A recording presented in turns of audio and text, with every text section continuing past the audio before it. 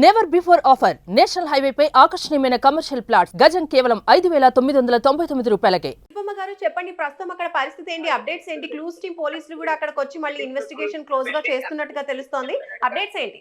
Actually ఆ అబ్బాయి ఏంటంటే ఈ 80,000 దొంగతనం చేసిన తర్వాత మంచి క్రికెట్ కిట్ కొనుక్కోవాలి, అలాగే లగ్జరియస్ వస్తువులు కొనుక్కోవాలి, దాంతో పాటు బట్టలు కొనుక్కోవాలి, కొత్త బట్టలు, బేకరీ ఐటమ్స్ కొనుక్కోవాలి అన్న ఉద్దేశంతో ఈ హత్య చేశాడు అని చెప్పి పోలీసుల దగ్గర అన్నట్టుగా సమాచారం అందుతుంది. అయితే పోలీసులు అయితే ఈ విషయాన్ని కన్ఫర్మ్ చేయలేదు. కేవలం లగ్జరియస్ గా బతకడం కోసమే ఈ డబ్బులు దొంగతనం చేశాడు అన్నట్టుగా చెప్పాడని తెలుస్తుంది. బట్ రేపు ప్రెస్ మీట్ పెట్టి పోలీసులు చెప్తే గానీ నిజాలు ఏంటనేవి బయటికి రావు. అందుకోసమే పక్కనే ఉన్నటువంటి బిల్డింగ్ జస్ట్ 2 feet మాత్రమే ఉంది. అందుకే పోలీసులు ఇప్పటికే క్లూస్ టీమ్ కూడా రీకన్స్ట్రక్షన్ చేశారు సీన్ ని. జనరల్ గా సెన్సేషనల్ కేసెస్ లోను, ఇలాంటి మిస్టీరియస్ కేసెస్ లోను, కొంచెం ఇబ్బంది పడి పెద్ద కేసెస్ లో కూడా సీన్ అనేది రీకన్స్ట్రక్షన్ చేస్తారు. రీకన్స్ట్రక్షన్ చేసేటప్పుడు కొన్నిసార్లు నిందితులను పెట్టుకుంటారు, కొన్నిసార్లు నిందితులు లేకుండా కూడా చేస్తూ ఉంటారు. ఇప్పుడు పోలీసులు కూడా క్లూస్ టీమ్ వచ్చేసి పక్కన బిల్డింగ్ ఈ బిల్డింగ్ ఎంత గ్యాప్ ఉంది, వాళ్ళు రావడానికి వెళ్ళడానికి ఈజీగా ఉందా, పిల్లలు అసలు రాగలుగుతారా అనే కోణంలో కూడా ఇక్కడ ఎంక్వైరీ చేశారు. అయితే అది చాలా తక్కువ గ్యాప్ ఉంది కాబట్టి రావడము పోవడం అంత ఈజీ అని కూడా చెప్తున్నారు. తర్వాత ఇంకోటి ఏంటంటే చుట్టుపక్కల ఎక్కడ కూడా సీసీ కెమెరాస్ లేవు. ఒక్క సీసీ కెమెరా కూడా లేకపోవడం వల్ల బిల్డింగ్ లోనూ లేవు, అలాగే చుట్టుపక్కల ఈ హైట్ లో అంటే 3rd floor హైట్ లో ఎక్కడ కూడా సీసీ కెమెరాస్ లేవు. సో ఈ ఉద్దేశంతో అతను రావడం వెళ్ళడం అంతా కూడా ఎవరు అబ్జర్వ్ చేయలేదు. అతను 4th floor నుంచి 3rd floor కి ఆళ్ళ మెట్ల మీద నుంచి వచ్చి ఉండాలి. ఆ తర్వాత ఈ బిల్డింగ్ లోకి ఎంటర్ అయ్యి ఆ అమ్మాయిని హత్య చేసిన తర్వాత మళ్ళీ ఇదే వేలో వెళ్ళిపోయాడు. సో కిందికి రాలేదు. పోలీసులు అందుకే 4-5 రోజులుగా ఎవరన్నా కొత్త వ్యక్తులు వచ్చినటువంటి పరిస్థితి ఉందని ఎంక్వైరీ చేసినా కూడా ఎక్కడ మనకు ఆ దృశ్యాలు కనబడలేదు సీసీ కెమెరాస్ లో. ఇప్పుడు కూడా అబ్బాయి ఫోన్ యూజ్ చేస్తాడని చెప్తున్నారు. సో ఆ ఫోన్ లోనే రకరకాలైనటువంటి వీడియోస్ చూస్తూ ఉంటాడని కూడా చెప్తున్నారు. పక్కనే ఒక ఫ్రెండ్ ఉన్నాడు. ఆ ఫ్రెండ్ తో మనం మాట్లాడాం. అబ్బాయి బయటికి రావడానికి ఇష్టపడట్లేదు. బట్ తను చాలా ఈ మధ్యన 4-5 రోజుల క్రితం 3 రోజుల క్రితం బర్త్డే కూడా చేసుకున్నాడని ఫొటోస్ కూడా చూపిస్తున్నాడు. ఈ మధ్య కాలంలో రీసెంట్ గా చేసుకున్నాడు. అతను కూడా ఆ ఫొటోస్ చూపించి లగ్జరియస్ గానే ఉంది. మరి ఆ బర్త్డే ముందో తర్వాత తెలియదు, అబ్బాయి చెప్పట్లేదు పర్ఫెక్ట్ గా, ఫోటోలు అయితే చూపించాడు కానీ. సో పోలీసులు అందుకనే ఎంక్వైరీ చేసినప్పుడు ఫోన్ సిగ్నల్స్ ఆధారంగా అంటే టెక్నికల్ ఎవిడెన్స్ ఆధారంగా మాత్రమే క్లూస్ టీమ్ గానీ లేకపోతే పోలీసులు గానీ స్పెషల్ బ్రాంచ్ ఎవరు వచ్చినా కూడా తీయలేకపోయినా కేవలం ఫోన్ సిగ్నల్స్ ఆధారంగా అంటే టెక్నికల్ గానే పోలీసులు ఐడెంటిఫై చేయగలిగారు. ఏ టైంలో ఫోన్లు మాట్లాడాడు, అన్నోన్ ఫోన్ కాల్స్ ఇక్కడి నుంచి ఏమన్నా వెళ్ళాయా లేకపోతే పక్క నుంచి ఏమన్నా వెళ్ళాయా, ఏవి ఆ టైంలో ఏవి ఎక్కువగా జరిగాయా అన్న ఉద్దేశంతో పోలీసులు ఆ ఇన్ఫర్మేషన్ తీసుకొని ఆ తర్వాత సీసీ కెమెరాల్లో ఉన్నటువంటి చుట్టుపక్కల దాదాపు 100 రికార్డ్స్ తీశారు సీసీ కెమెరాస్ లో నుంచి. వీటన్నిటిని అనాలిసిస్ చేసిన తర్వాత టెక్నికల్ గా పోలీసులు చెప్పింది మొత్తానికి దొరికాడు అని చెప్పేసి.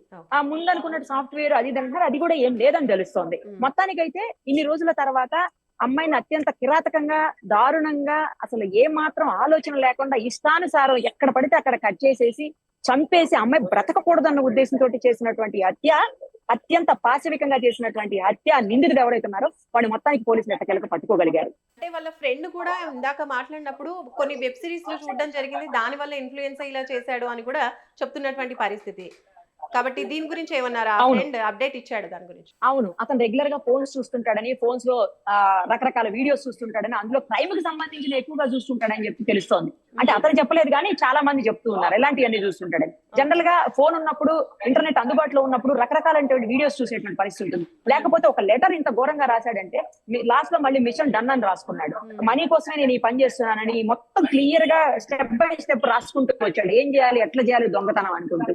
సో ఇదంతా ప్రీ ప్లాన్డ్ అనే కదా, అంటే దొంగతనం ప్రీ ప్లాన్డ్. అక్కడికి వచ్చిన తర్వాత మర్డర్ ముందుగా అనుకున్నాడా, లేకపోతే అమ్మాయి అక్కడ అడ్డుకుని ఆ డబ్బులు ఆల్రెడీ 80,000 తీసుకున్నాడు, దేవుడి గది దగ్గర ఉన్నవి, దేవుడి గదిలో ఉన్నవి, దేవుడు ముందున్నటువంటి ఉండి పగలగొట్టబోతుంటే అమ్మాయి అడ్డుకుంది కాబట్టి ఆ పని చేశాడా?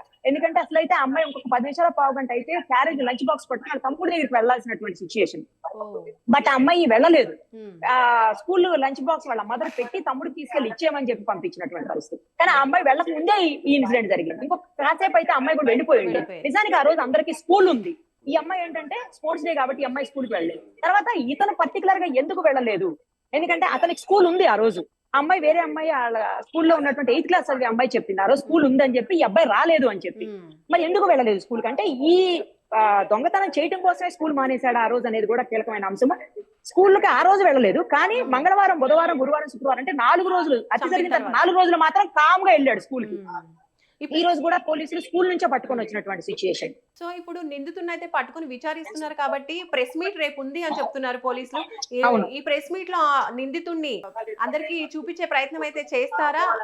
అలాగే దీనికి చూపించేటువంటి లేదు నిందితుడిని అయితే చూపించేటువంటి పరిస్థితి ఉండదు. మైనర్ ఎందుకంటే అతను మైనర్ కాబట్టి, జువైనల్ యాక్ట్ ఒప్పుకోదు కాబట్టి మైనర్ ని చూపించడానికి లేదు, మైనర్ పేరు కూడా చెప్పడానికి లేదు అట్లీస్ట్.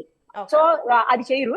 కేవలం ఏంటంటే ఏం జరిగింది, ఎలా జరిగింది, వాళ్ళు ఎలా పట్టుకోగలిగారు, ఏ ఎవిడెన్స్ ఆధారంగా టెక్నికల్ గా ఎలా పట్టుకోగలిగారు, వీటిని మాత్రం కంప్లీట్ గా సీన్ టు సీన్ పోలీసులు ఎక్స్ప్లెయిన్ చేస్తారు రేపు press meet. Okay, right. Thank you Nirmal garu. Thank you.